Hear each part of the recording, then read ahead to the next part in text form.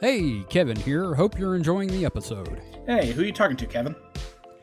Listeners of our shows, I also want to let them know that if they're enjoying what we've been doing, they can support us on Patreon. Oh, Patreon. Were you going to tell them about the early episodes? Also, Patreon-exclusive episodes that can be found there, too? Well, yeah, I was going to do the yeah, and then there's the other cool stuff, including art, merch for subscribers, like tote bags, hoodies, shirts, mugs. Yeah, and Can you believe people could support us for only $5 a month? You're definitely going to mention that, too, right? I was. Support Supernatural Selection and The Distraction Hole on Patreon for as little as $5 a month. Visit patreon.supernaturalselectionpod.com to learn more and get started today.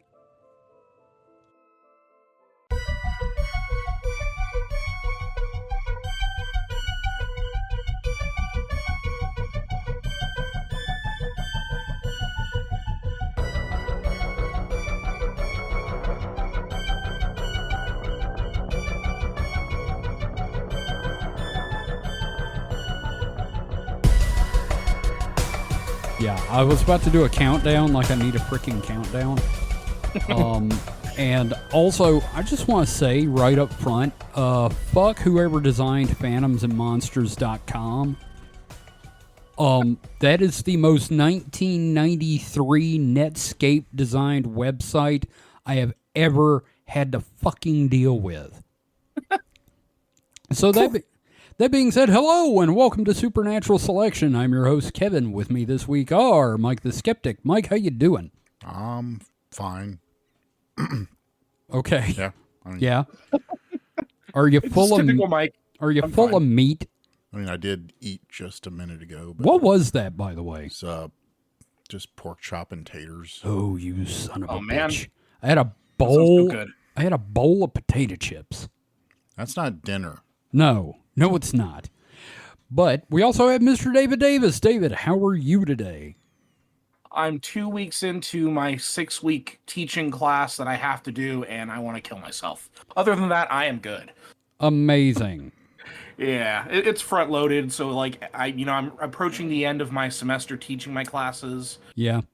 which is fine. But then like to throw this like 6-week course on top of it where it's all front loaded, it's like, oh, this is a terrible idea, but it'll be worth it. Right. Well, Yeah. I've been working on the You're an Apprentice book, and I'm getting to correct some mistakes, like how in the fuck am I doing a fantasy series set in Mississippi and didn't have a kudzu monster? Which I'm very excited about. That sounds really fun. Yeah, no, I want this to definitely be something that if you read the comic, I don't care. It's not the same. Anyway, we've got a special guest this week, guys. Yuki is here. How you doing, Yuki? Hey, I'm doing all right. Tired, but we're going to hang in there today. Yeah, and it's gonna be awesome. So, we are gonna be talking to Yuki. Yuki is putting on that online convention that David plugged a week or two back on one of the shows. I don't have Lenora here with me as our archivist to remind me which show it was. I'm pretty much loading all show memory onto Lenora. So We need to put Lenora on the website. yes, just Absolutely. upload Lenora to the website as part of the website. They can do everything for us. Yes. So, so David, you're our interview guy. I'm gonna let you go ahead and get started, and me and Michael throw in like we usually do, and basically embarrass ourselves. How's that sound? Yeah, no, sounds like standard practice, so we're good. Yay! So, Yuki is here with us from the Cartoonist Co-op, here to promote the Nib Ink Festival. I had mentioned it, I think, Distraction Hole episode. Right, But, okay. I happen to be a member of this co-op, hopefully in good standing. I don't quite know. We'll find out. But Yuki, can you tell us a little bit about the Nib Ink Festival? Yeah, of course. So the Nib Ink Festival is a month-long, large online festival featuring a marketplace, sample packs of different webcomics, a charity zine of different comics that are made by co-op members, specifically to raise funds for the co-op as we grow and expand and do crazy crap like fly across an ocean to table or things like that. We also have events every single weekend, panels such as I'll just do a little plug for my own. That's the Saturday of like what art school didn't teach you, best practices for business and finance, or alternative careers in comics. That's not me. That's just an example. Or all these other different types of great topics that from learning about comics to just having fun with it. So it's going to be a great time, and it's going to be a great opportunity to see so many different cartoonists. Well, yeah, I want to ask you about that panel in a second, but one of the reasons that we like to have artists on is because Kevin and I both have a background in comics. Kevin and I, you started comics before me. Yeah. When did you start doing comics? Me? Yeah. December 25th, 1999. I was online. I was playing that old school game you played back in the early internet where you type in just like, hey, I wonder if this URL exists. And I typed in thundercats.com, and for some reason it just erroneously took me to Sluggy Freelance. One of the first like early webcomics. And I read the whole thing. I was like, wow, this is not terribly good. I bet I could suck this well.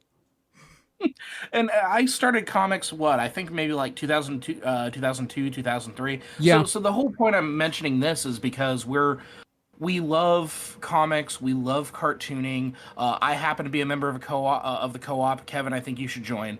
But we love having people on to talk about their craft. Yeah. So we're also just big supporters of independent creators because, I mean, that's what podcasters are, really.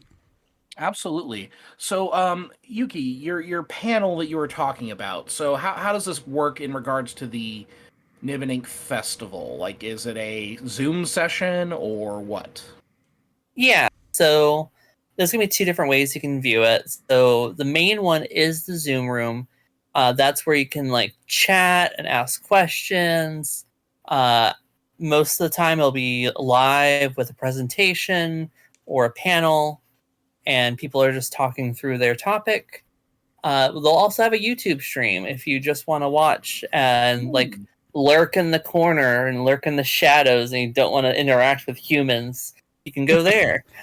Know that feeling.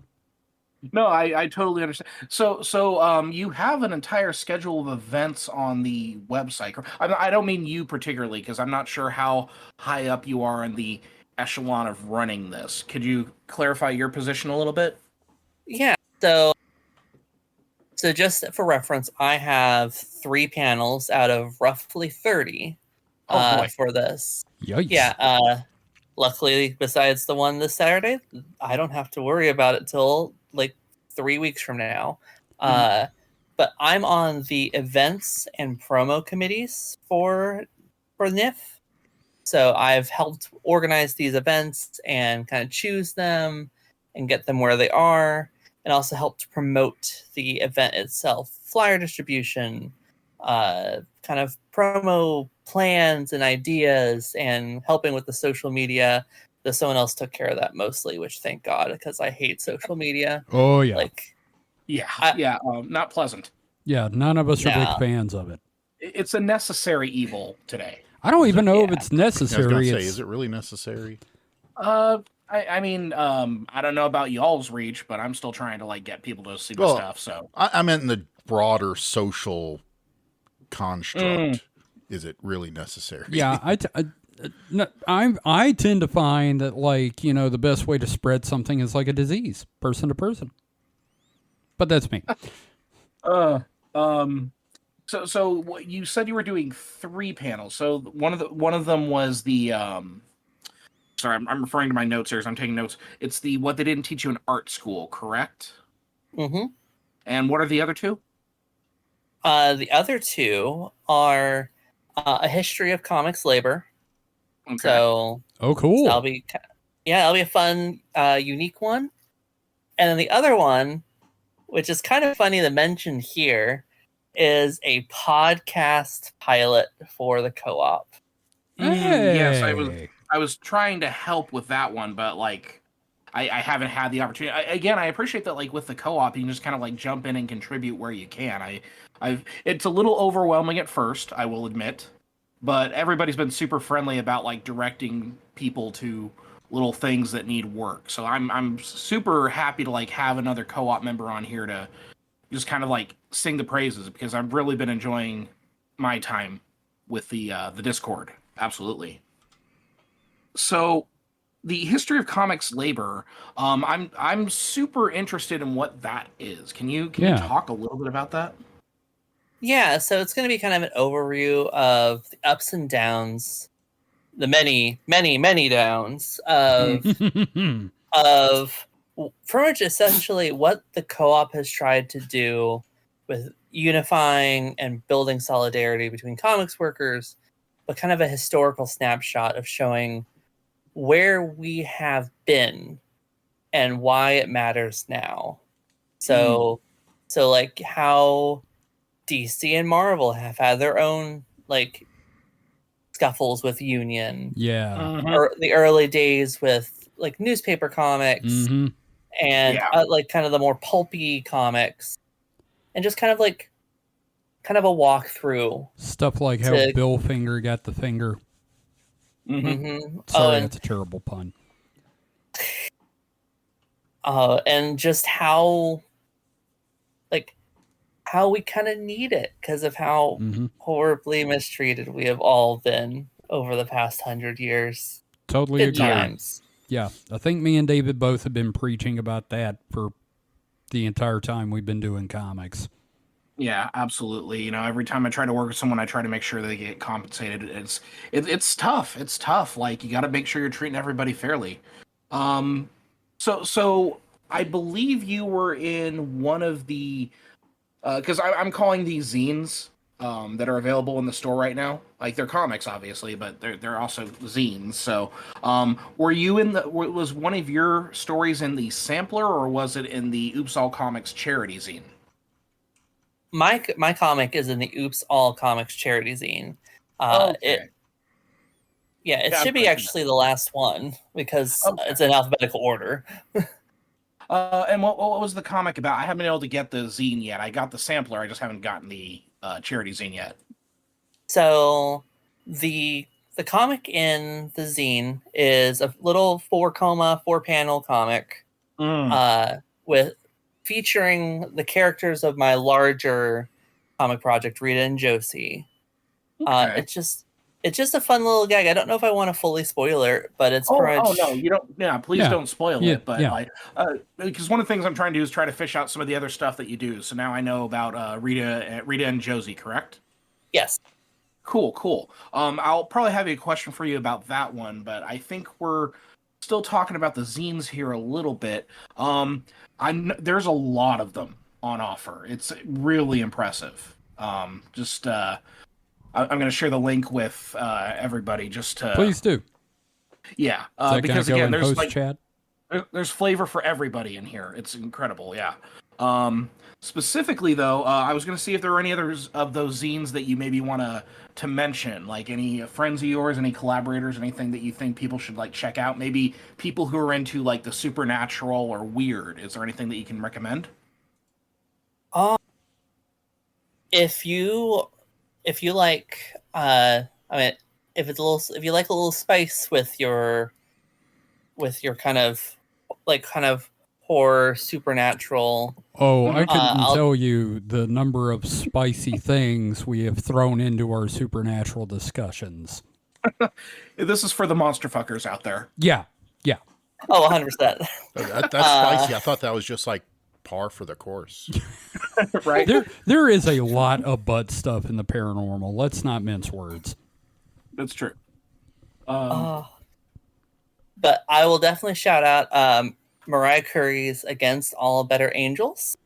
They're a great cartoonist. They're a great person. I've loved working with them on different projects within the co-op.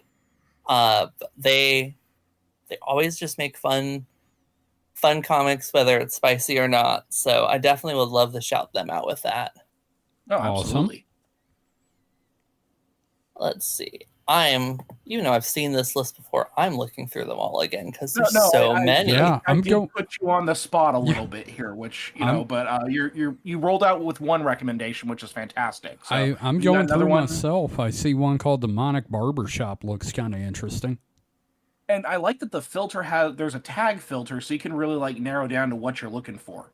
I see one under Supernatural, which is Forever Home. Interesting. By Lee Evans. Yeah. I don't know. Like, I think everybody should go to this website. It's nilf-shop.cartoonist.coop to see what's on offer, because these are impressive. And we will have a link in the show notes. Absolutely. Did you have another recommendation, or because again, I know that I'm putting you on the spot here, but I figure you might have a couple people you maybe want to shout out. Yeah, I'm kind of looking through because I'm like, there's so many, and that it's, even though I have seen this list, it's still overwhelming, which is a good thing, I'll just say. Yeah. No, absolutely. Again, this is an impressive selection of stuff. Hey, can I throw one in? I just found that it's exactly what we were just talking about. That's not your show. Why are you doing this? There's one called The Wrong Kind of People, Hot Monster Summer. That looks to be a beach issue full of monsters. So there you go. That's going in the recommended reading for Supernatural selection. Absolutely, yeah. Like again, and the diversity of the art here, it's very impressive. I'm seeing I see one called The Boy by Lee Onisko. I'm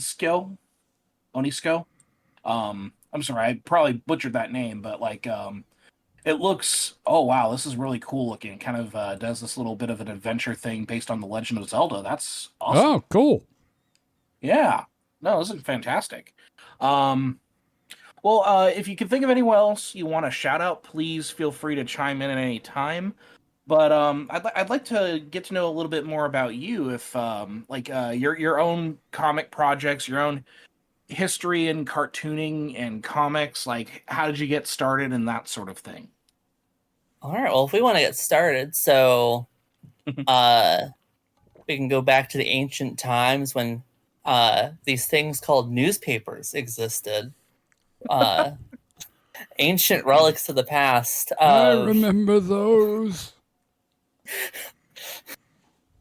You used to get 2 pages of them for free every day. The great god Berkeley Breath had held court. Yeah. So, but I started with reading newspaper comics and reading Archie's and rating my uncle's old 70s and early 80s comics, and trying to draw those myself. And I think it was 2008 when I really actually started trying to do real comics, with a story and all that, and not just doodles. And then it's been about the past 3 years or so that I've turned that from a dream that I could possibly reach to something that has overtaken my life in a good way, and I've actually been aiming for something instead. Now, did you go to an art school, or did you go to specialty education for comics, or is this kind of a self-taught thing? Definitely self-taught. I actually specifically chose not to go to art school because I liked having less debt, and I liked learning other things that I couldn't just teach myself. Oh, you lucky person. Oh, no. Oh, I've got a $60,000 piece of toilet paper. It says I know how to draw good. Oh, no. And 60 is good for that. Yeah. Never go to a for-profit college. I say that every time we talk about this. So, Could you remind me again the name of your comic? Could you maybe drop a link to that so I could take a quick look at it? Because I'd like to ask you a little bit about that project. Because it's a web comic. Yes, it's not just an anthology piece or anything. It's an ongoing series. Yeah. So how it works right now is a little weird. It's called Read and Josie. Let me get you a link. Let me get you a link to something you can read. Oh, okay. Because my website is currently kind of borky. Yeah, that's an issue for sure. Yep. Welcome to the world of webcomics. Mhm. Yeah. So, and this isn't fully updated on here, but hey, it works. I don't care. We're working on it. So, how I'm working on it with this current project is I'm finishing this one shot that you're about to see. That's not 100% done, but at least on here. But I doing one shot, and I'm doing another one shot, and then we'll have a series launch by the end of the year. So, hoping to kind of have a few like standalone stories before really diving into this like a continuous, great, wide, mysterious, adventuring kind of tale. Yeah, because I found that a lot of people, they try to start off their comics with the larger story, and my advice has always been do some short ones. Do some short ones to kind of get used to the characters and drawing the characters. I certainly And have also- no idea what you're talking about. But I think that's kind of the impulse for like a lot of people who jump into comics is they're like they want to tell their big grand story, and like it's worth taking that time to just do those little explorations. Yeah. So I think you're doing the smart thing here by just doing this as a couple little short ones to kind of get the tone. I noticed that it's science fiction, which I'm always up for. Yeah, no, it's science fiction set on both Earth and Mars, and yeah, it's kind of an adventure series. Which that's great, especially so you talk about like there's going to be a larger narrative. Is this going to be like are you thinking something more episodic, or are you thinking something that is more like interconnected, like it's like different chapters of one larger story? Oh, yeah, definitely different chapters, larger story. There might be some like episodic points, like it's like I can have mini arcs within larger arcs, but for the most part, yeah, it's gonna have a continuous story. It's all gonna be interconnected over time, and that'll be actually important because a lot of it's based off of mysteries of powers people have, or why are there people on Mars? That's weird. And why are these? Why like from the childhood? Rita and Josie were childhood best friends that were separated and only recently reunited 10 years later, and they're like, so what happened there was weird. Why did that happen? And all of those questions have interconnecting threads that make for a larger mystery reveal in the end. Like that sounds pretty fun to me. So I'm glad that you shared a science fiction comic, because as we've talked about, like this show that we're doing here is about kind of like the weird, the supernatural, the occult, just kind of weird, funky stuff. So like, do you have any kind of stuff you're into, like UFOs, cryptids, ghosts? Yeah, definitely anything like UFO, alien, kind of in that real sci-fi space is what I like. That's it. Out of all that, that's the kind of like the thing I get interested in. Okay. Like, are there any particular types of aliens that you've found interesting, or any kind of like stories that you've read about UFO encounters that kind of like piqued your interest? Like, how did you develop this interest?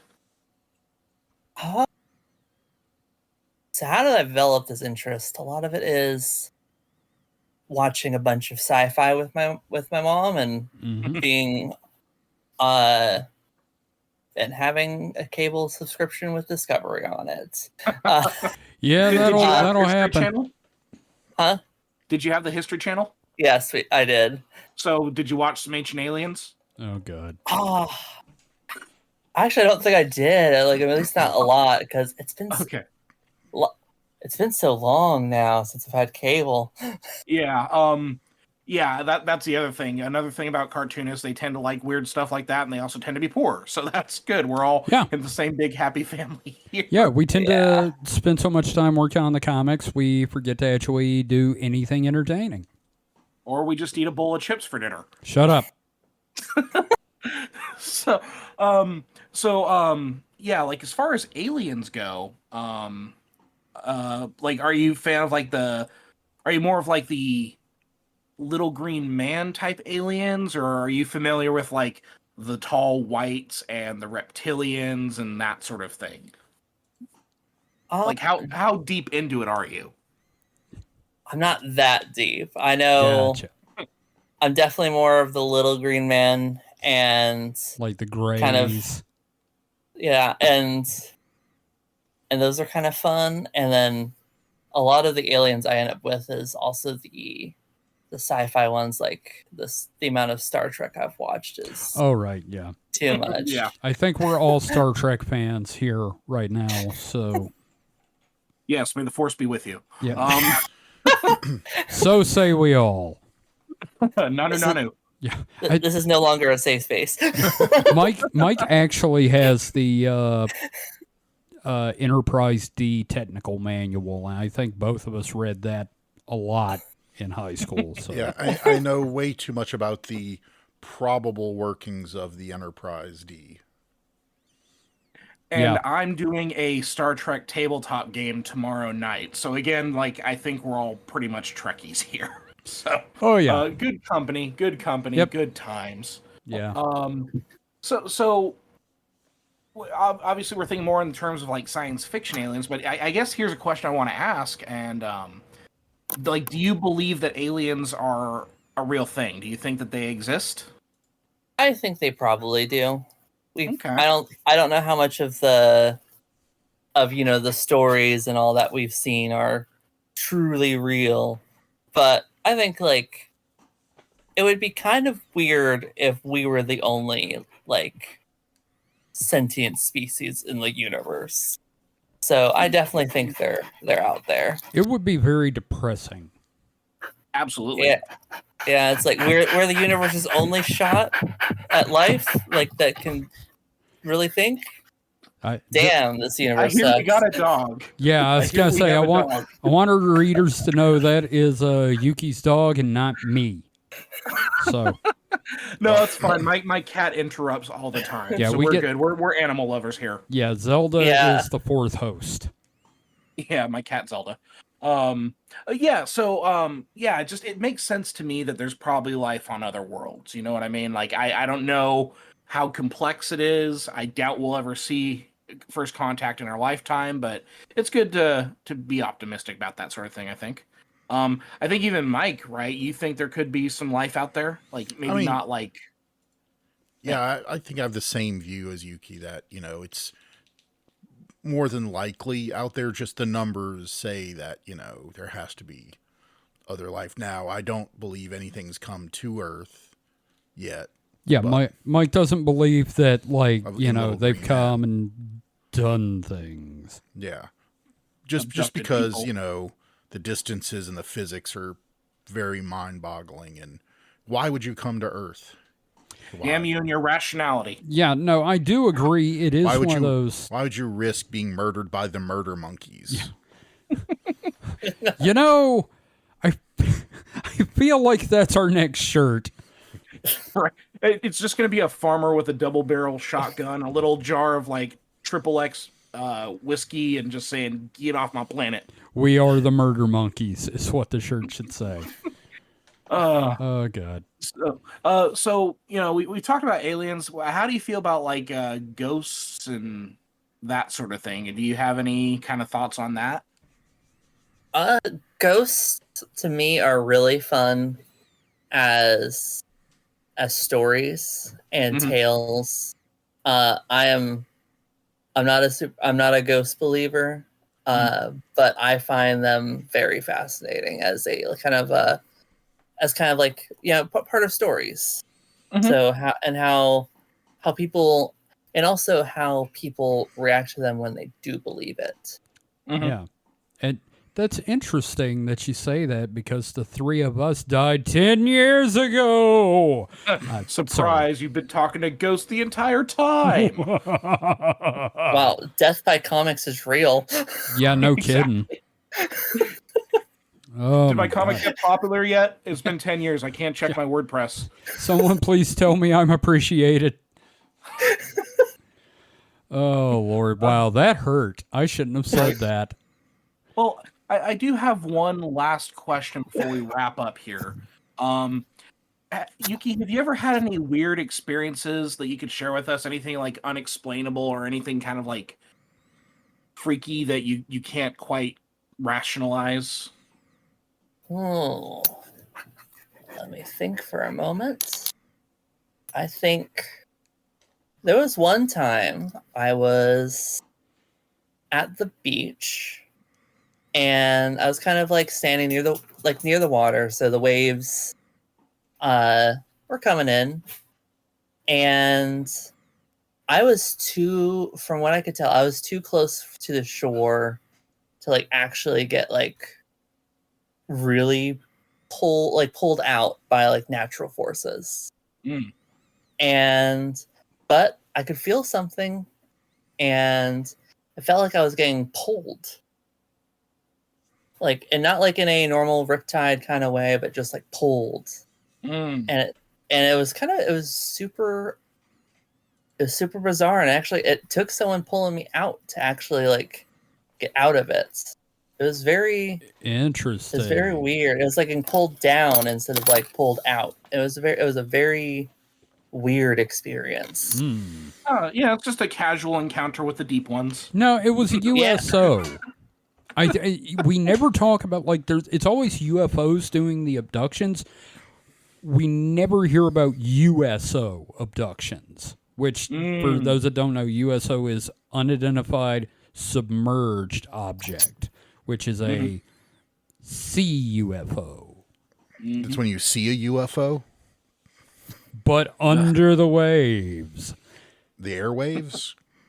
No, wait. So they call it a what? A CFO? No. God. Yeah, because I was wondering about that for a second because I'm like, wait a minute, flying. Oh. Okay, there we go. Oh, so it's a military tour where they bring Bob Hope out. I'm going to throw a chair at you. Good try getting across the country. Yeah, you don't know how good my arm can be. I do. Shut up. Yuki, thank you for answering some questions here. Is there anything else you'd like to mention before we kind of transition into the rest of the show? Really just thanks for having me on here. Thanks for letting me talk about all this. And I know this is not the end of me being here, but yeah, just make sure to go and check out all the cool things with NIF. If you want to see the main page, it is nif.cartoonist.coop. That is the main landing page for anything you want co-op related for NIF. Excellent. Awesome. Thank you. And then Kevin, back to you. How do we want to handle the rest of this episode? Well, what we're going to do is we're going to take a quick break because it is podcast cheese time. And then when we come back, we will have a few stories, one for each of us.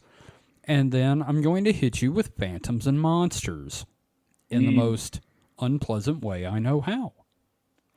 So, that being said, we will be right back after this.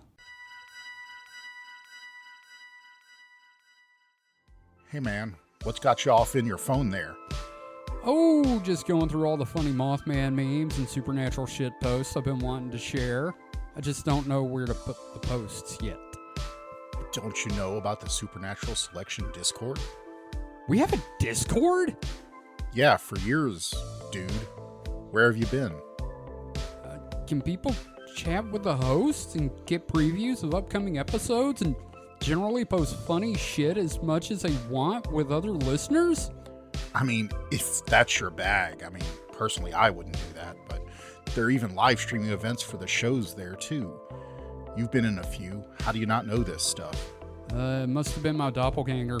How do I get into the Discord? It's easy. Just visit discord.supernaturalselectionpod.com. Now say that 3 times fast. Well, that's perfect. Now I can share 3 terabytes of Hollow Earth memes. Get it? Terabytes. Never mind. Forget I said anything. Just don't do that. You should definitely not visit discord.supernaturalselectionpod.com to join the Discord. Don't. We don't want you there.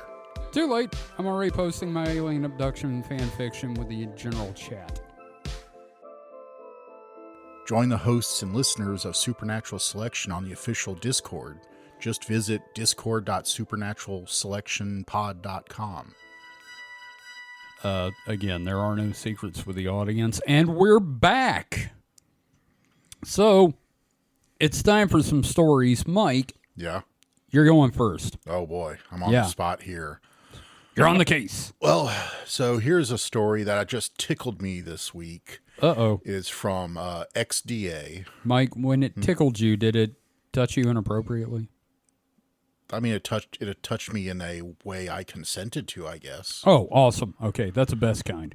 So it is Microsoft engineer reveals more details about Janet Jackson's song that used to mysteriously crash Windows XP PCs. I remember that. Okay, am I the only one that doesn't remember this happening? I mean, I had a vague recollection of something like this happening, but this is still mostly new to me.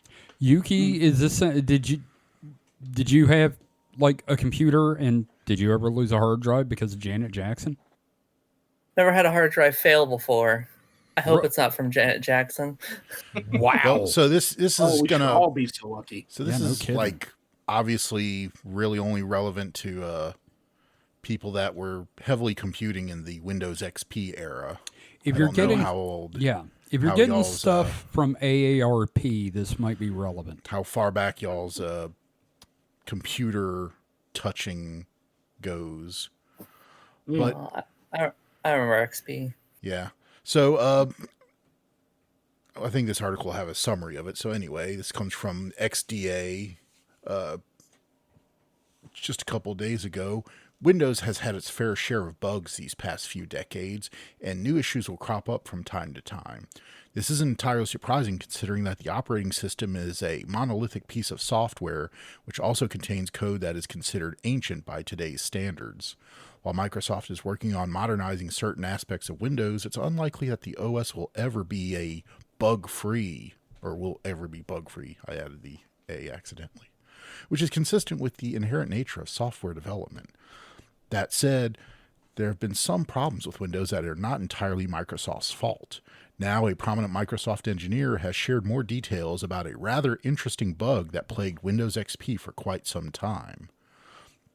In 2022, Microsoft engineer Raymond Chen disclosed details about a bug that used to crash certain Windows XP PCs in a rather strange manner back in the day. Essentially, if you played Janet Jackson's Rhythm Nation on a Windows XP system, your hardware was prone to crashing either immediately or in the near future. In fact, PCs in the vicinity of the song would also be susceptible to internal hardware damage. What the hell? Oh my god. Play that shit in the computer lab. Yeah, no kidding. Naturally, customers didn't know at all why their PCs had suddenly started to crash more often, seemingly without any trigger. After a lot of experimentation and research, the affected OEM and Microsoft figured out that Rhythm Nation actually contained a natural resonant frequency commonly present in the 5400 RPM hard drives of the manufacturer's PCs, which adversely affected the functionality of the hardware. Today, the two corporations worked to resolve this issue and added a custom audio filter that would just filter out the problematic frequency in audio playback devices. So here's the thing. It did this with Rhythm Nation, but not Leonard Cohen. Well, it was probably just a very specific frequency that may have not been I'm sure there might have been other songs, but they weren't as popular as Rhythm Nation. Look, when Leonard Cohen comes on, I have to go to the bathroom. You can't tell me it didn't affect computer hardware. That's all I'm saying. Well, but it didn't have that specific frequency, so. Just, imagine being an XP user and not ever being able to fully listen to Rhythm Nation. Because every time you put it on, your computer died. Well, like they said, around you died. They eventually came up with a solution and filtered out the frequency. That's so weird. That's so wild, though. Now, in a recent blog post, Chen has shared additional details of this rather funny bug. According to the engineer, the custom audio filter that was implemented in Windows XP stayed as is until the advent of Windows 7.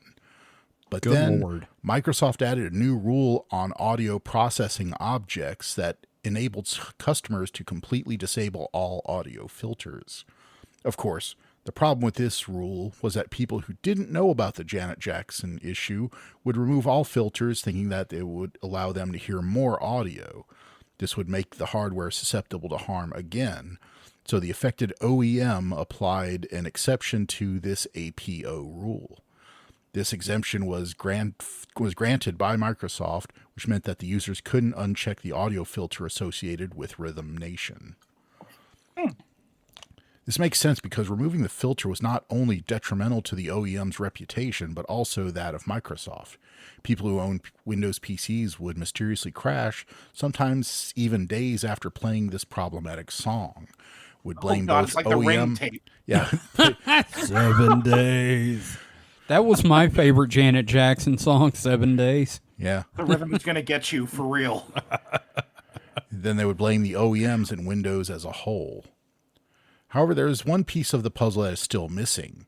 Chen hasn't disclosed the identity of the OEM impacted by this issue and resorted to just naming it as Fabricam, which is the name of a fictional company that Microsoft uses in its official documentation. It's unlikely we'll ever know which firm was affected by this bug, but details about it are entertaining nonetheless. That is so fucking weird. So yeah, it was an OEM, of course, is someone like Dell or HP or Acer or something Aftermarket. like that. Yeah. Well, no. Original equipment manufacturer. I was thinking of the wrong end of that. Yeah. So we really only affected one OEM because they used a specific hard drive in a lot of their computers. But yeah, no. Rhythm Nation would take out your computer. That's just so weird to think about. That is wonderful, actually. I love that. It's the kind of shit that doesn't seem to happen anymore. Yeah. And it's like there's a certain level of horrible magic that just doesn't occur now. Well, I like to think that, after this thing, they started designing hard drives and, testing them more for, resonant vibrations like that and, isolating them and things. And then, of course, you have SSDs and flash memory, which have no problems with this kind of stuff whatsoever. It's one of those like old technology things that it's one of the novelties of the technology that like I'm glad it exists so we could talk about it. Yeah. Right. And also I had computers during this time, and let me just tell you, hard drives were really not as good as they are today. Oh no. Like you could not all. You could just like lose one, you moved it wrong. You picked up I've had people, thankfully it never happened to me, but I think it happened to Kevin once or someone I know. They had their computers working perfectly fine.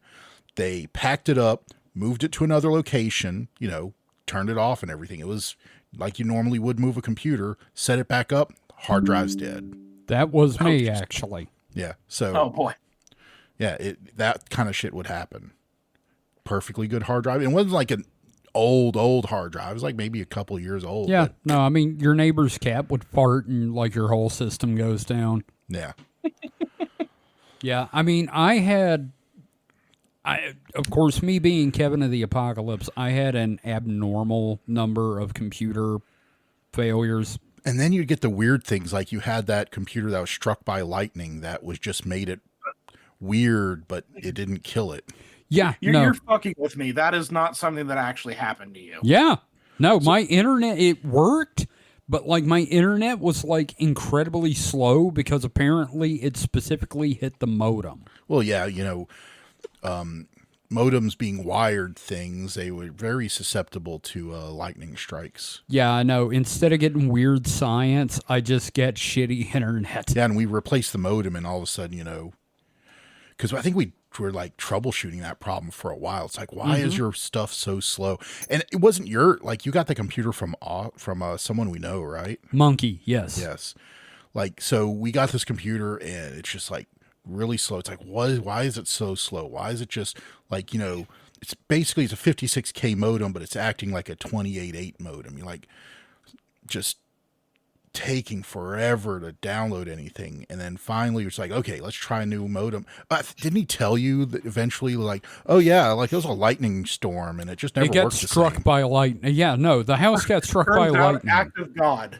Yes, and yes. he was God like, hates your internet. did not think to tell you that up front. Oh no, it's like when you buy a house and it's haunted and they don't tell you. Or it's got asbestos and they didn't tell Yeah, you. it's a haunted asbestos. Oh my God. Asbestos ghost.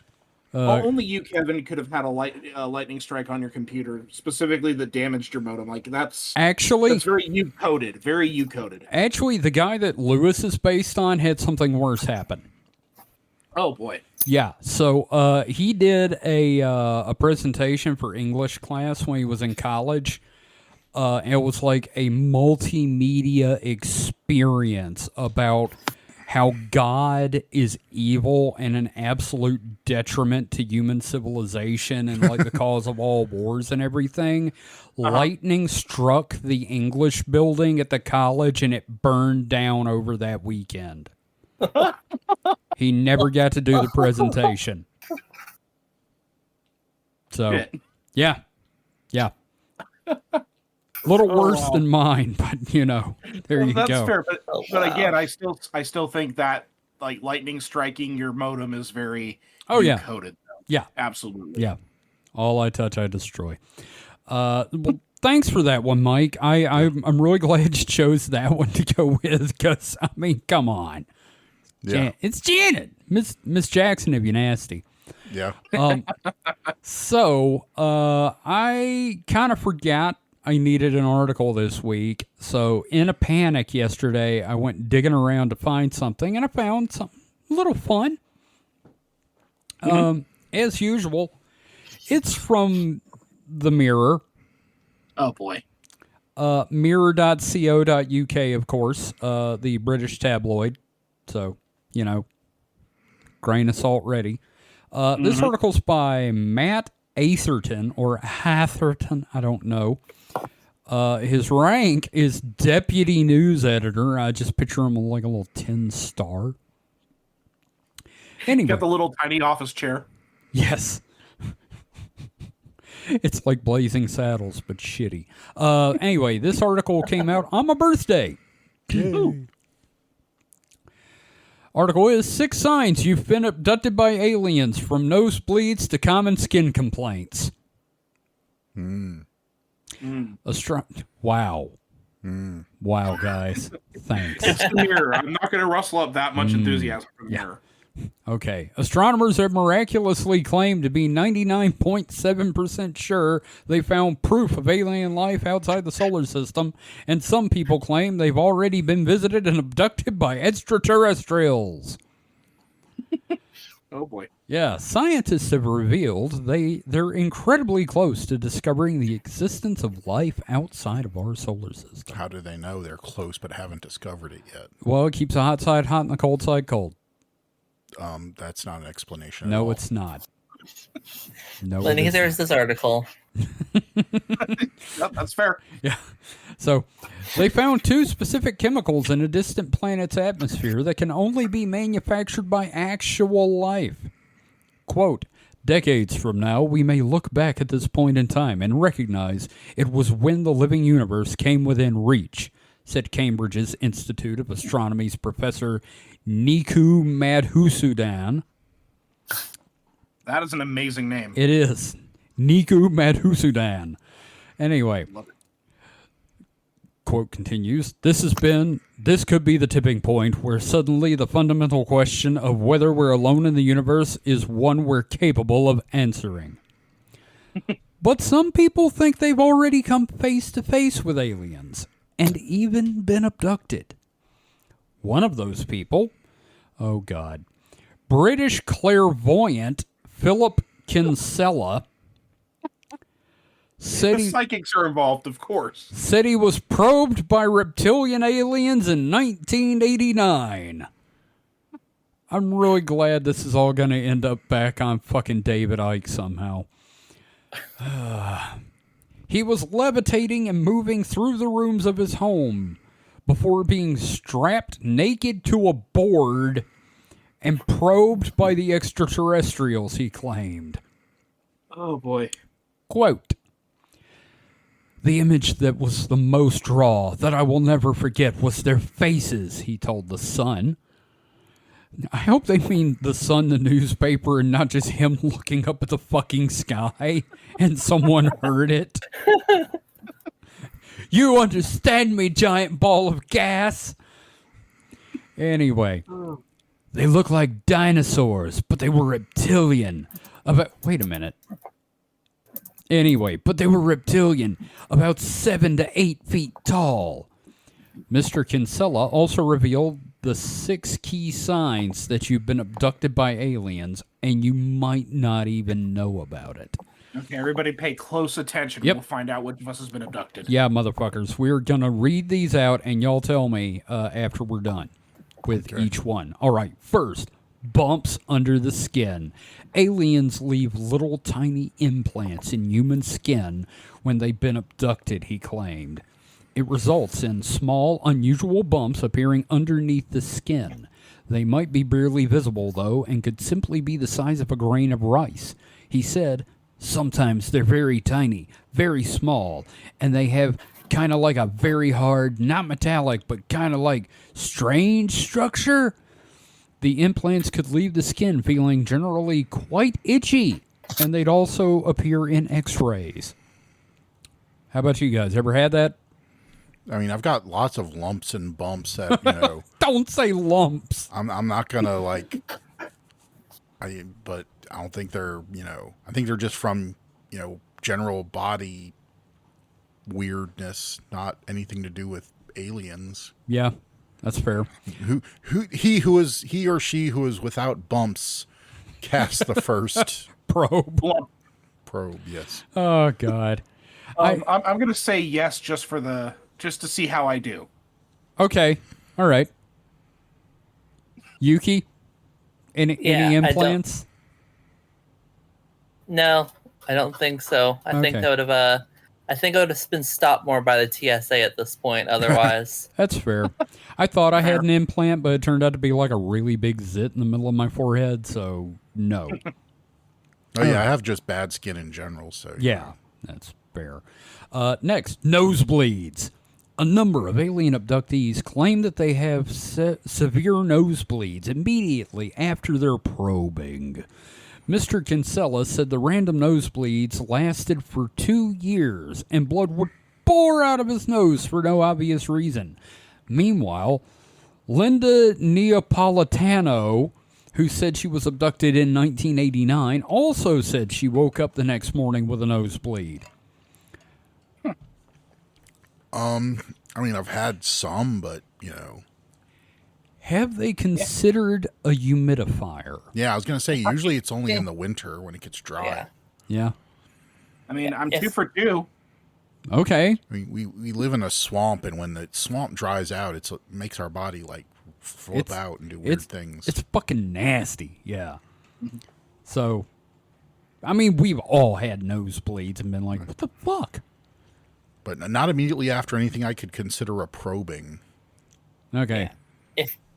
If you consistently get nosebleeds after some probing, you should probably talk to your doctor about that. Or maybe consider like setting up some safe words. Something. Oh, jeez. Yeah. Punch the blood out of me. Jesus. My safe word is Mucinex. God. Complete with a little green booger guy in the commercial. Oh no, it's Mucinex. Yeah. Oh God. That's the screen memory. It's Grays, but you just see the booger man. Oh God. At least it's not the Flodays bee. Oh, what if it was the Jerry Seinfeld bee from Bee Movie? That was your screen memory. You like probes? Yeah. I don't know why you're having a problem. Who are these people? Anyway, so next one, strange memories. All right, come on now. Jesus. I mean, all my memories are pretty strange. Yeah, I know. You don't know me.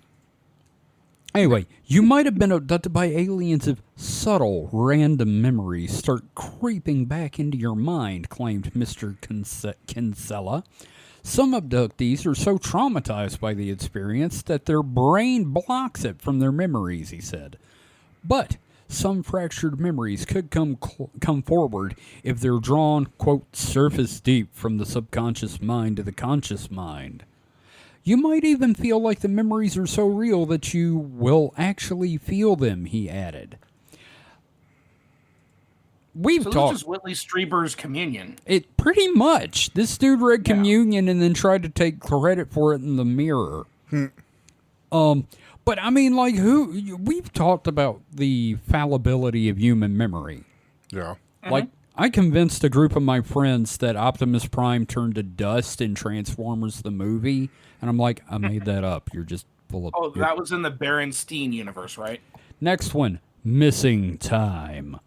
Abductees could feel like huge periods of time have passed without any real knowledge of what happened in them, he said. Russ Kellett claimed he might have been abducted by aliens about 30 years ago. He said he was... He said he was stood outside watching a series of orbs in the sky for about 20 minutes. But when he came back inside the house, his family were concerned. Who wrote this? His family were concerned about how long he'd been gone because he'd actually been outside for a lot longer than he thought. He said, Thinking back, I could very well have been abducted that evening, being so close to what was happening. I don't remember it if I did get abducted, and do feel as though there was lost time that evening, but I guess I'll never know. So I've experienced missing time, and then I went to AA. Jeez. I'm just gonna say it, all right? I I mean, it's looking bad for me. Like 4 out of 4 so far. Yeah, you've I had think I might missing have been time? abducted. Yeah, I miss time all the time. Yeah, but has it been any missing time without the use of edibles? or were you just like staring off into space?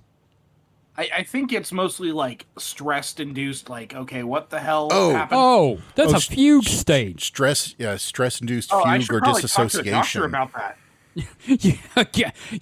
I feel like Yuki may have hit on something, and the answer to all this is go to a doctor. Probably, yes. Okay. Talk to your doctor of the day if probing is right for you. See I'm sure if they can squeeze it in. ask your doctor if Probulex is right for you. So this last one, psychic powers. Damn. I wish I had that. Yeah, Mr. Kinsella said that an alien encounter could open up victims' minds and even spark psychic powers. Researchers previously revealed a link between higher levels of paranormal beliefs and self-reported psychic powers. Really, no shit, huh? He said, people will also have their minds opened and other aspects of their mind open. So I became psychic. So did they instigate that? We're now talking about Dan to Dan, right? Love that show. Yeah. No, seriously, I wish Okay, David, you were 5 for 5. Have you developed psychic powers?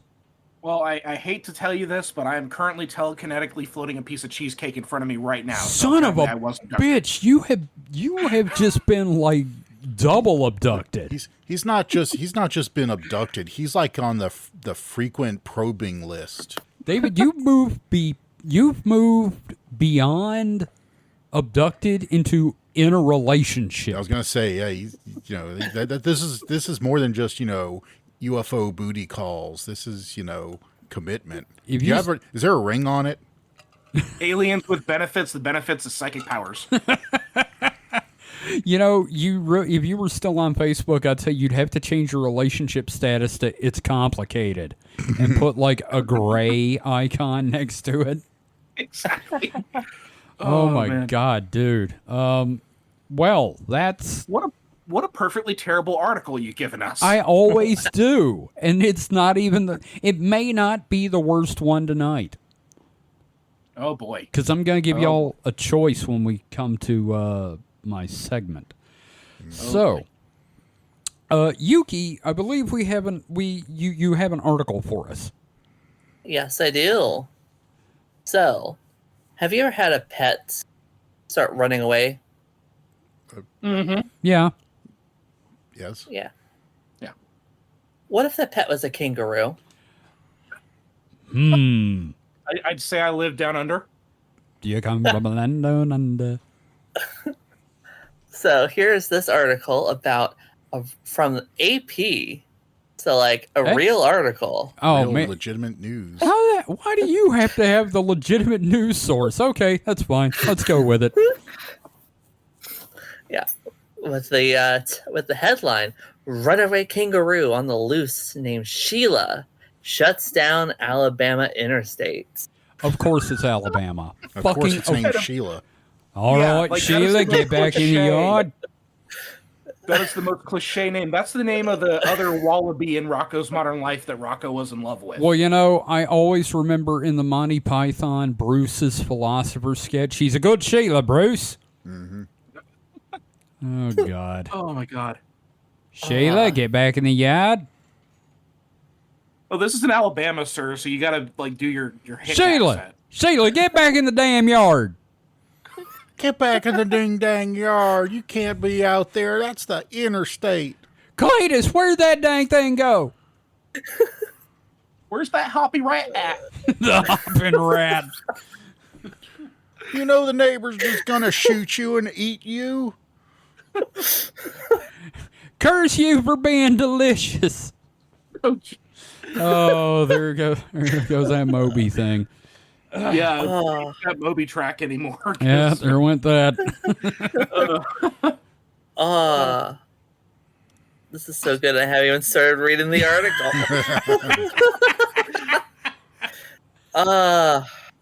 All right. Okay. A runaway kangaroo named Sheila shut down a stretch of interstate in Alabama on Tuesday before state troopers and the animal's owner wrangled the wayward marsupial. The Alabama law enforcement agency said the kangaroo was spotted Tuesday hopping along the side of Interstate 85 and Macon Macon. County. It's Alabama, it doesn't matter. Oh, it's Alabama. It might be Markin. Markin. Yeah, Markin. which is God Marker. damn it. Ohio County. There you go. I did not get the kangaroo. I did not. Which is between Montgomery and Auburn. The site snarled traffic, and the state troopers shut down both sides of the interstate for the safety of motorists. What's the kangaroo gonna do? Is it like a moose? I mean, a deer will fuck up your car. Yeah, That's and true. I think True. also, people. I think they're more worried about people seeing it, like panicking and running And off the the other road. thing is, you hitting ever each seen a other. kangaroo? Those things are jacked. I know, It's gonna pull you out of the driver's seat and take your car. It's like Joe Rogan is a rat. And just the non sequitur of, you're driving through, fucking rural Alabama and there's a kangaroo. You start questioning everything about your life. It's like, is this reality? Yeah. Have I like relapsed? You know what that reminds me of? It reminds me of when Paul was heading over to my house and he passed a yard and there was just turkeys. And it's like, yard turkeys. Good thing they weren't jive turkeys. Yeah. Because we had like ostriches out here and emus and llamas, but like a kangaroo's a little. That's a little different. I was driving down a back road one time and I saw a zebra in somebody's yard. I remember you telling me about that. It was like a very big house with a big white, kind of one of those, I don't know what kind of style fence you call it, where it's like posts. It's like white wood posts. And then between them, it's like an X of white boards. And just there's a long fence of that. And there's just one zebra. I'm like, that's a zebra. And then further back, I see another zebra. I'm like, they have two zebras. How fancy. How fancy. Wow, they have two zebras. They're of the upper class. Those bougie sons of bitches. Yep. Oh, please continue with the article. Yeah. We've derailed. Quote, when somebody said there was a kangaroo, of course I didn't believe it. And no one believed it. But I'm looking at him. Macron County Sheriff Andre Boussin said in a Facebook Live video as the animal was captured, the owner used a dart to tranquilize the animal. Oh, wow. I knew this was going to happen. Hey, what are you going to do? You going to grab it and put it in the trunk? Fuck, I don't know. It's just one of those things where it's like, I hope it was like a sleep dart and not like fucking poison dart frog venom or something. Oh, I just read ahead. You're going to love this. But I'm going to finish this part. Bruce's video showed the drug kangaroo being carried into a vehicle to return to its home. And the sheriff said, "We see a little bit of everything here." They call the kangaroober. Oh. Oh, God. Okay, the animal's owner, Patrick Starr. What the fuck? I know a lot about kangaroos, SpongeBob. Woo, woo, woo. Oh my God. Yeah, Perfect.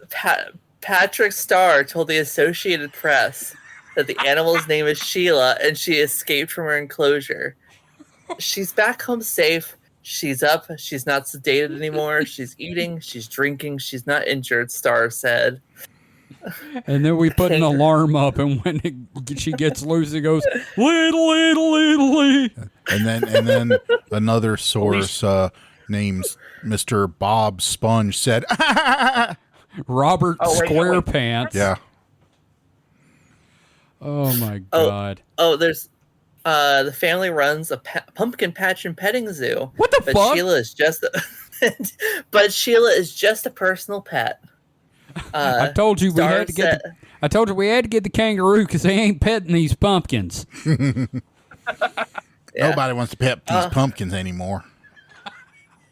But one of those could kill a kid with a kick. Yeah. Murder rats. Oh Christ. Austin Price, who took the video of the animal hopping down the interstate, said he had to briefly question if he was seeing things. Exactly what we said. I heard my grandma yell, "Is that a kangaroo?" And he assumed it was probably a deer until he looked, and quote, "And yeah, it was a kangaroo." I just love Grandma yelled, "Is that a kangaroo?" And everybody started going, "Are you on your medication, Grandma?" Granny. Here's the sad part about that. Uh-huh. When he confirmed that it was an actual kangaroo, he thought maybe his grandmother was getting better from the Alzheimer's, but Oh no. God, that's terrible. Oh God. So, Yeah. did you know that there's actually in my, favorite resource book, Unexplained. In the cryptid section, there is an entire article about sightings of Illinois kangaroos, plural. We need to cover that sometime. Yeah, like from the 60s onward, apparently. Like wild sightings. Yeah, like Kinda out in a field. So kind of like the I can't remember. Mothman? Whatever country Pablo Escobar was, they have Oh, the hippos! Yeah, with the hippopotami. hippos. Yeah, where was that? Colombia? Yes, the Colombia, Colombian yes. drug hippos. That's right. Yeah, Yeah.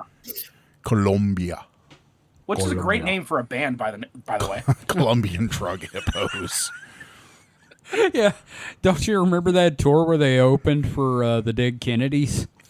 Oh, that was also the debut of the Arkansas Kangaroo Committee. There we go. I don't God. know. To extend the bit, there we go. And you know, I've talked about it before up in Louisville. There was some dude just got sick of trying to raise emus and just let them loose. So they had just emu sightings Wow, for years. what a shitty thing to do. Yeah, but I mean, like these things lived for years in the wild. Yeah, And it's the local radio station. Well, we done had another emu sighting out on 25. what if that's the origin of the mysterious black cats? Just someone had some panthers, and it was a private collection. They instead of getting busted for them, they just opened the cage and said, I don't "Go know. on now, get." I don't know, man. Sightings from 1890 all the way up to like 96. That's some old ass Black Panthers. So they could breed. Not saying they couldn't breed. Okay, maybe you had That's like fair. 12 of them. Yeah, go on, get. I think one panther is enough. Yeah. Oh, always. Yeah. Oh God, Yuki, thank you for that. That was a lot of fun. Yeah, no problem. That was a fun article to read. It certainly was a journey.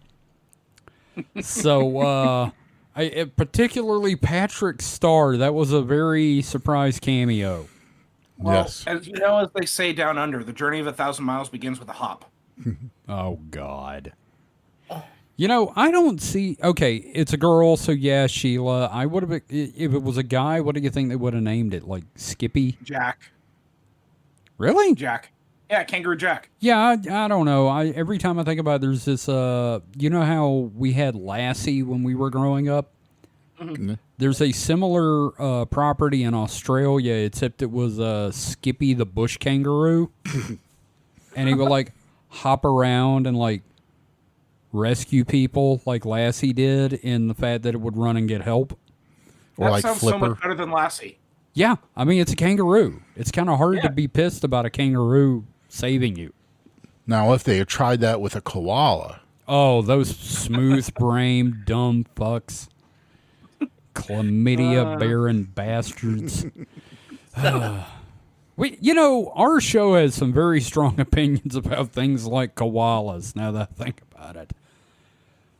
All right, so, David, Yep. you said you had a short-lived segment, I think. Yes, absolutely. So first it begins with, I've got the conclave fever. How about you? Because we recently had a pope who fucking died. We did, in fact, lose a pope. So it is conclave time. I'm happy to talk about Papal Bull 267. The fuck is that? This is the 267th conclave. Oh, right, Or the where they next choose one, the yeah. pope. so Right, we, okay. we lost a People- pope. Has anyone tried checking the couch cushions? Maybe like behind the mayonnaise in the refrigerator. That's well, it's white. He would blend in, dressed all in white. But so have they considered getting a pope that can just spit out an egg as he dies, like Piccolo? Ooh, just get a Namekian? a forever pope, A forever like pope. that just I renews. I hope that never happens because I love the drama of a conclave. This is Sure. this is the third that I've seen in my lifetime. That Yeah. It's Yeah. we've talked about the Catholic Church a lot, the pageantry of it. We're going to find out who gets access to the secret Vatican archives that we discussed in a prior episode. We get to find out who gets to talk to Archbishop Zipnak. Mm-hmm. So they have an alien archbishop, by the way, Yuki. Mm-hmm. Yep. When we covered the Vatican secret archives, yep. Yeah, they get access to the archives that have such wonderful things as I don't know.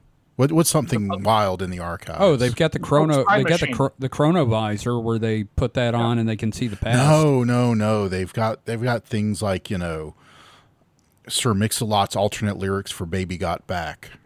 Oh, yeah, they got Jesus down there too. They're just waiting to release him. I bet they actually have Rasputin's dick. Yeah, they probably got the real one because I know the other one's in a museum. And I bet you when like the things get wild, he goes, the Pope goes down and puts it on like a stole. Just needs that confidence boost.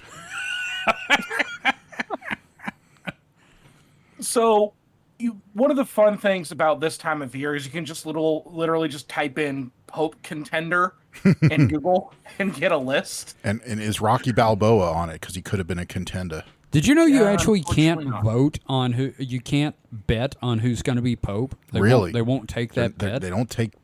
Wow, you're telling me no bookies at all will do Pope bets? Yeah, it's weird. I'm sure there's got to be some Pope bet bookies. There's got to be one crooked. Maybe bookie. Not the official Vegas bookies, but there's got to be some out there. Yeah, Skeezy Jim down on the corner. Yeah.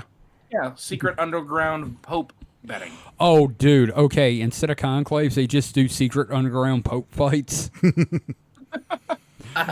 Two cardinals enter, one cardinal leaves. As the Pope? No, two cardinals enter, one Pope leaves. There we go. There you go. There we go. We workshopped it. So I have an article here from the BBC, Who Will Be the Next Pope? Key Candidates in an Unpredictable Process, written by Aleem Makboul, Paul Kirby, and Rebecca Scales. This is as of 2 days ago. It's going to give us a list of some of the contenders, and believe it or not, we could end up having a Pope of color. Interesting. So it begins with a question: who will be the next Pope? Me. Right. The decision will be made when the College of Cardinals begins meeting in a conclave from 1630 on the 7th of May in the 15th century Sistine Chapel. It will involve 133 cardinals under the age of 80 because you have to be under 80 to vote in the conclave. Oh, thank God. Which is interesting. It's super interesting that that's a thing. They will debate and then vote for the preferred candidate until a single name secures the support of 2/3 of them. And part of the reason I'm so interested in the conclave going on is because the Catholic Church still has like a huge influence on things. Right. We'd lucked out with Francis. Definitely. Yeah. But given like the kind of the state of the world, I'm wondering if we're going to be like sticking towards that kind of leaning. Or if we're going to be going the other way. No, we're going to have fascist Pope. Yeah, we're going to have Ratzinger too. Yeah. I don't even remember what his actual Pope name is. He just had that wonderfully Sith-like actual name, Ratzinger. Yeah, I don't remember. What was it like, Pope? Everybody called him Pope Palpatine, and I'm really looking forward to Pope Mingala the First. Yeah. So, this is interesting. With 80% of the cardinals appointed by Pope Francis himself, most are not only electing a pope for the first time, but will offer a broader global perspective. Oh, that's cool. Fewer than half of those given a vote will be European. So let's talk about some of these potential popes. Okay. First up is Pietro Parolin, who's Italian, age 70. He was the Vatican's Secretary of State under Francis. What's his social and political leanings? So, I think working as the Secretary of State under Francis, it would make sense that maybe He's fairly closely aligned. He is viewed by some as the more likely to prioritize diplomacy and global outlook than the purity of Catholic dogma. His critics consider that a problem, while his supporters see that as a strength. But he has been critical of the legislation or legalization of same-sex marriage around the world. Yeah, so not the most progressive pope here. Yeah, I have a feeling we're going to be saying that a lot. Yeah. The bookmakers may back him. Okay, so apparently people are taking bets on this. Oh, good. Okay. The bookmakers are backing him. Let's see. He who enters a conclave as a pope leaves it as a cardinal. Interesting. That's a saying from him. So let's see. Some 213 of the previous 266 popes have been Italian. And even though there hasn't been an Italian pope in 40 years, you never know. We might come back to conservatism in the Catholic Church. I mean, hell, I keep forgetting John Paul II was Polish. Yeah. Now, I'm looking at this list. I think this list is in, like, likelihood. Okay. So it's really interesting that one of the next popes could potentially be Filipino. Luis Wow. Antonio Joaquim Tagle. He's 67 years old. Decades of pastoral experience. Let's see. I'm trying to see. So here's the thing. The church is massively influential in the Philippines, where about 80% of the population is Catholic.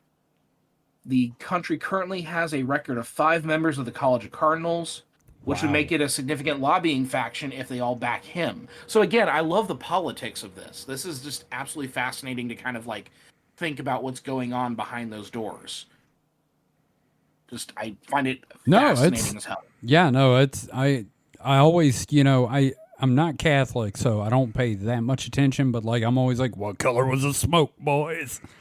But here's the thing, like, even though like I don't think any of us here are Catholic, like it still has a huge ramification on the world, which is why I pay so much attention to it. So I'm probably the closest thing to Catholic. I was raised Lapse. I was raised Lapse Catholic, which means, I'm pretty much atheist now. Yeah, you've had a cracker. You've drank some grape juice. Actually, no. I have. I never did a communion. I did. My family didn't really go to church enough. I mean, it wasn't Catholic communion, but I've done communion. And let me tell you, that Jesus was delicious. Seriously, they used King's Hawaiian bread.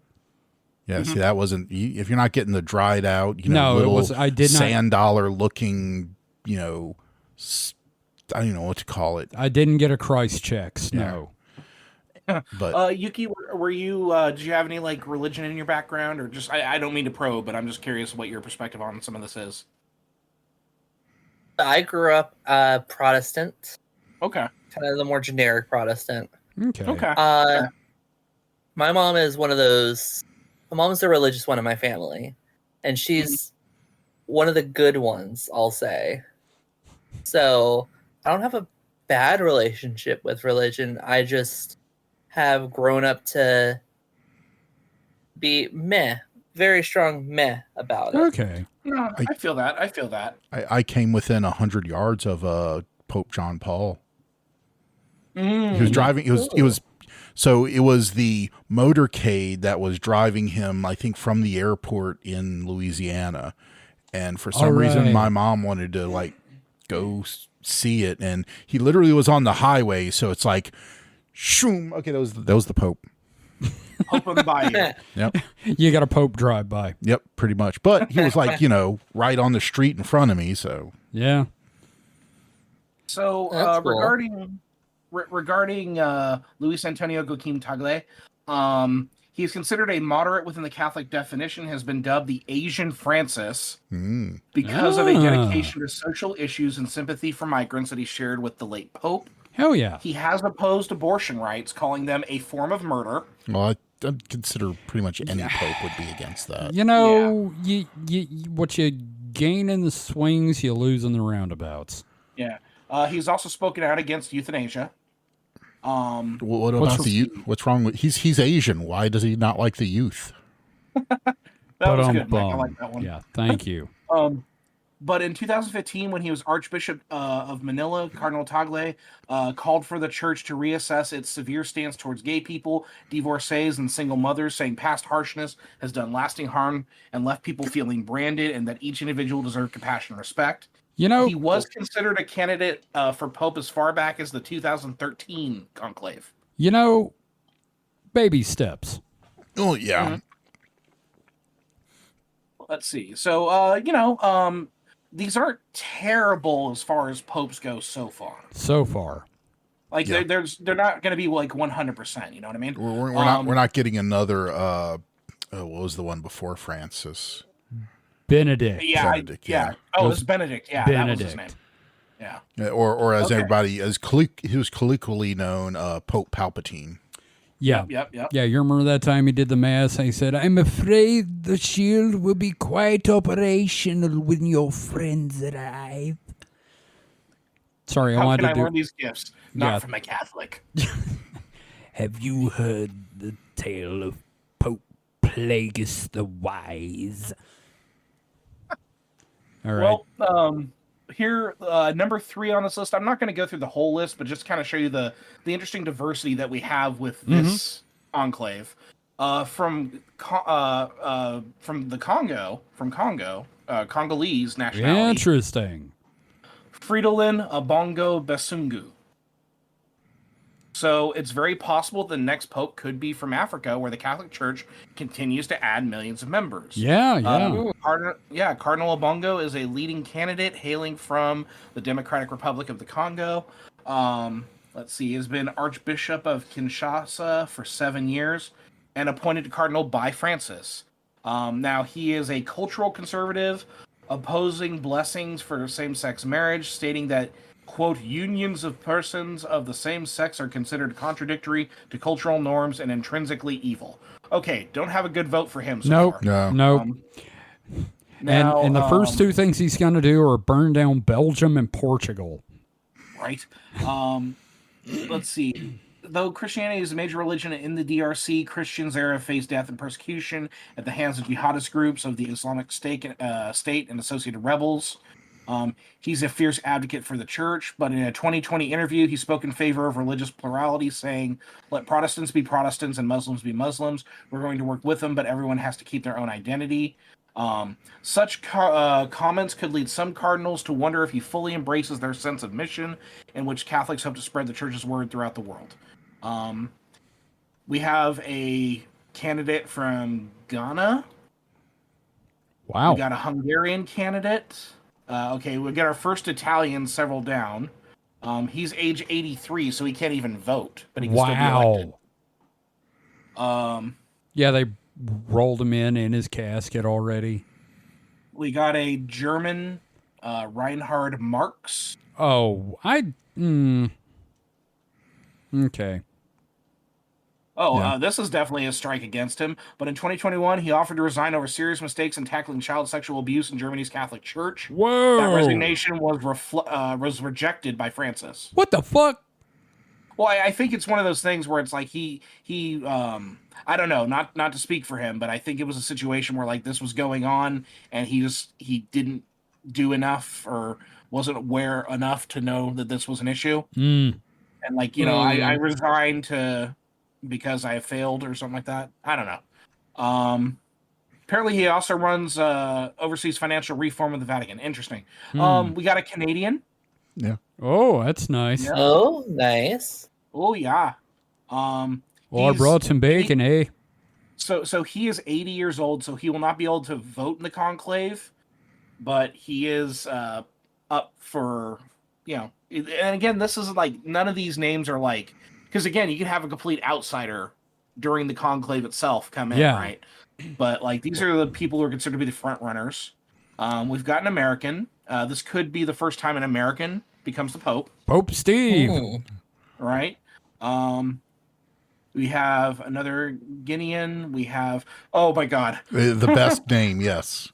What? Yes. What is it? Nationality Italian, Pier Battista Pizzaballa.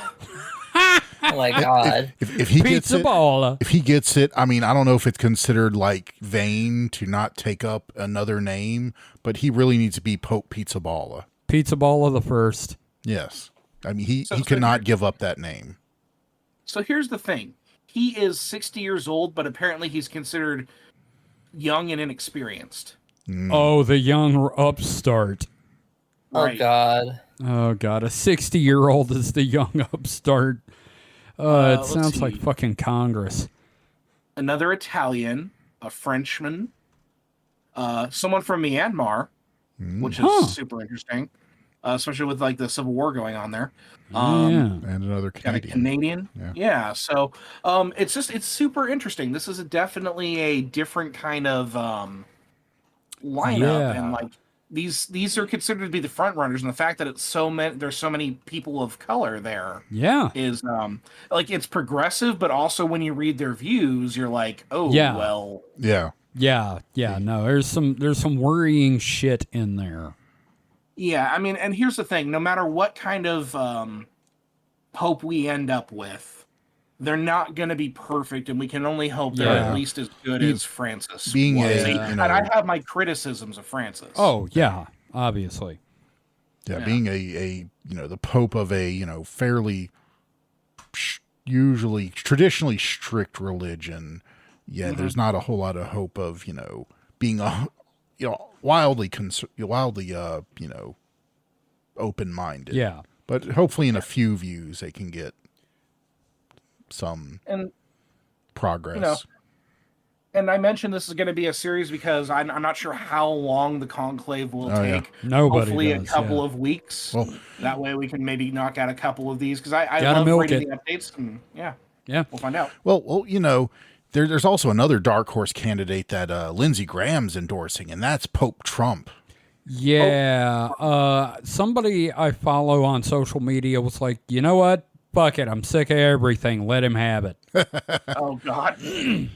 I want to nominate Cardinal Jerry, the homeless guy that used to hang out at the store. Ooh, yeah. No, that's fair. Yeah, no, I would love to see him cleaned up and sitting on that throne, and just I don't know what I'm doing here. No, how about the priest from the SNL from the 70s? What was his name? Father Guido Oh! Uh, Sarducci. Oh yes, Guido Sarducci. Pope my Guido god. Sarducci. Yeah, as he got older, he stopped dressing like a priest and started dressing like a cardinal. So go for it. You know what? Let's get Jude Law. Let's make the young Pope a reality. Ooh, Yeah, I haven't watched that show in forever. I need to watch ratings that will one. go up. Well, Hey, it's a Pope you can fuck. yeah, the fuckable Pope. Pope Rizzler the First. I was going to say, looking at this list, none of them are very, very fuckable. That's true. They're all old men, so Oh, that's because they're not Jude Law. they might Yeah. break a hip. So Yeah, you go for the young Pope. yeah. You need a hip Pope that won't break a hip. Yep. That was terrible. So, guys, it's time. Oh, no. crap! I didn't get the theme song. Just a second. Oh, Bloody hell! We're professionals, we swear. I swear to God. So, ladies and gentlemen, it's time once again for Phantoms and Monsters Theater. Hello, I am Lord Kevin Beef Wellington, and welcome to Phantoms and Monsters Theater. Once again, thank you for putting up with that. So, guys, yeah. we got two options this week. Oh no.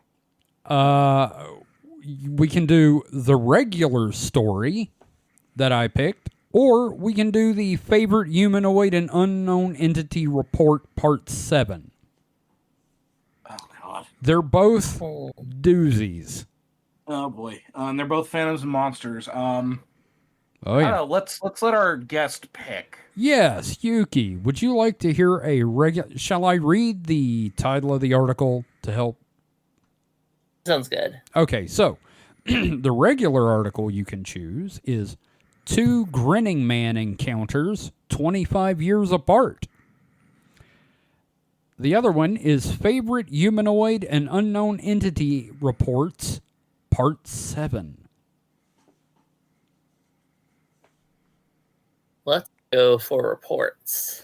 All right, so this is a smattering of best of from the show, the website.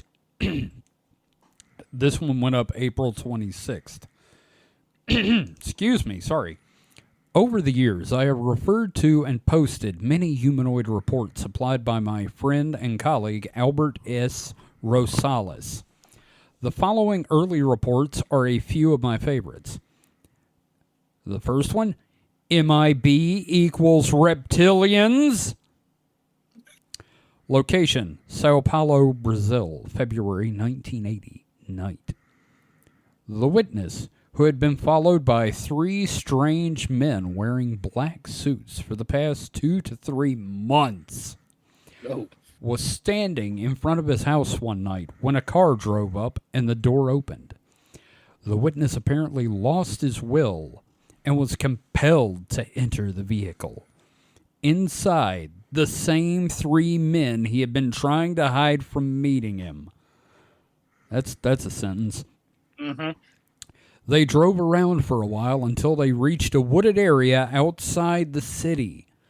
They stopped the car near a large hovering object that was encircled by a luminous ring. The witness and the 3 men then walked underneath the object and were hit by a beam of light. He suddenly found himself inside the object, sitting on a chair. Suddenly, the handles appeared on the chair that secured his wrist. The handles, okay? Oh, jeez. Suddenly, the handles appeared on the chair that secured his wrist, and an iron bar pressed his forehead backwards, while another gadget held his neck. He's going to have a nosebleed. Kinky. The 3 men then appeared and suddenly seemed to shed their skin or bodies and transform themselves into green, scaly, reptilian-like creatures with heart-shaped heads. Aww. Mm. The beings interrogated the witness and spoke of upcoming global events. At one point, a door in the room was opened, and he was able to see human corpses hanging by their feet from hooks on the walls. Oh, no. It's a haunted house. Everything went blank after that, and his next conscious memory was of standing next to a theater near his home. Source, Antonio Huneeus, UFO Universe. Note, this is one of the earliest MIB reptilian accounts from outside of the United States. Most MIB accounts tell of hybrid beings that did not transform or change, well, at least not out in the human public. The MIB, or related phenomenon, seem to be incorporated in almost all paranormal scenarios. Maybe one day the truth, or what I like to call the big answer, will be more obvious. All right, the next one. The Iowa Goat Man. Yeah, I'm excited. Location, near Norway, Iowa. That's 2 different places. Near Norway, Iowa, mid-December 2002, night. The witness was on his way home late one night after work.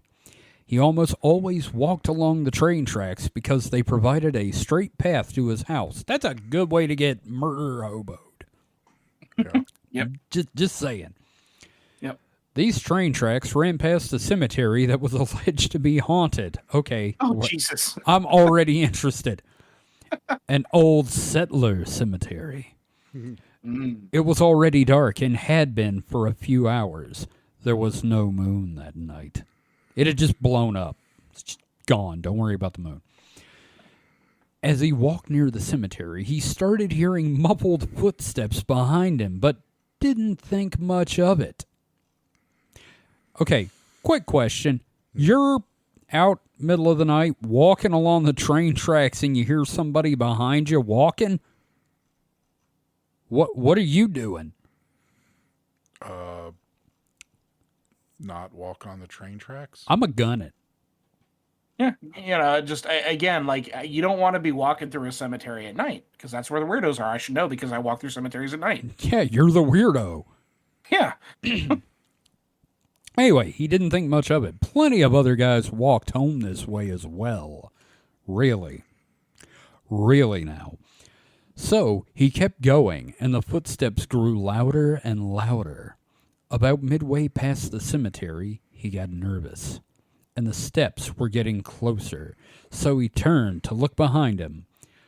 According to the witness, he saw a goat man, or the devil himself.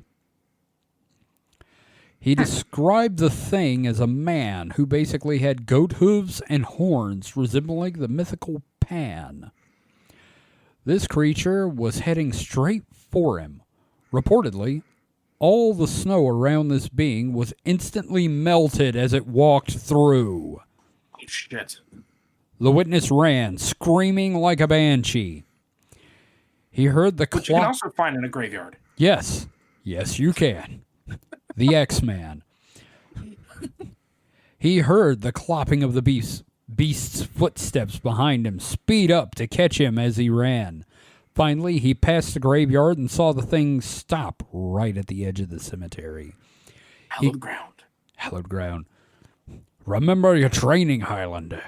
He continued running, stopped to look back, and the beast simply vanished. Ooh. One of his older co-workers confided in the witness that there was a tale about a goat man many years ago. It was supposedly a Polish immigrant. What the fuck? Who disappeared. What? It always comes down to racism. Yeah, that's one thing we've learned is, was it an alien or are you racist? Yeah. It was a Polish immigrant who disappeared one night but returned as the creature several years later. I don't think those two things are linked, buddy. There had also been reports of UFOs and strange beings around the same time the man had vanished. Goatmen from Mars. They're implying that a UFO picked up a Polish man and turned him into a goat. No, it's either that oh my he's God. Polish or he's an alien. Well, I mean, if he's from Poland, he's not from the United States. Yeah. Just saying. Yeah, no. Anyway. That is the definition of an alien. Yeah. So, just, oh my God. Yeah. Wow. Wow. Polish goat man. Which is a great name for a band. Again, we get a lot of that.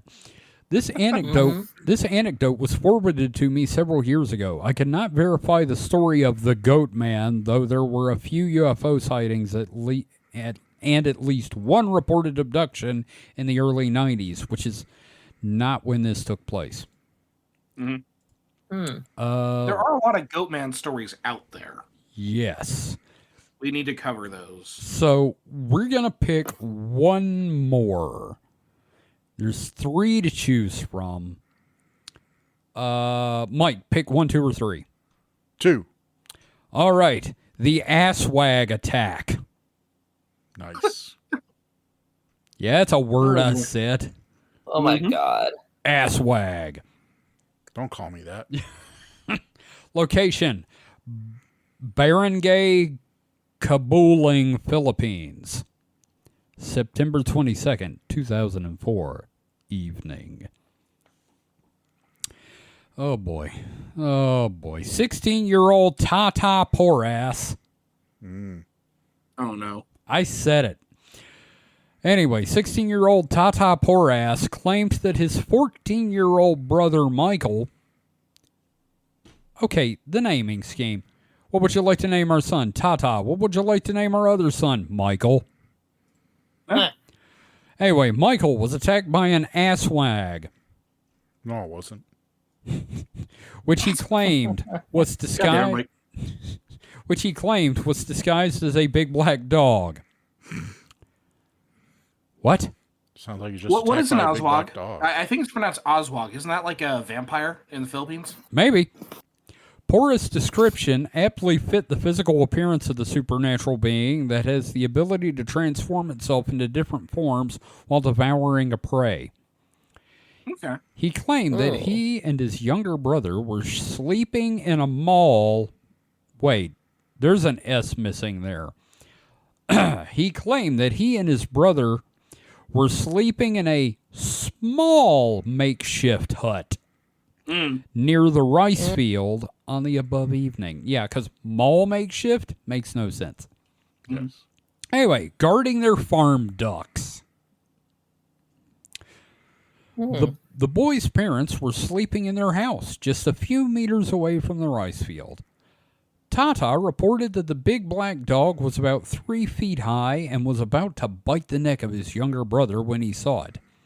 When he saw the creature, he grabbed his single-shot rifle and shot the creature. The creature then fled and was lost in the dark. Before the alleged attack, Tata said he heard a squeaking sound outside the makeshift hut. Michael was hit on his right leg when Tata fired the shot at the asswag. He was immediately brought to the South Cotabato Provincial Hospital for medical attention. So this guy saw a dog and shot his brother.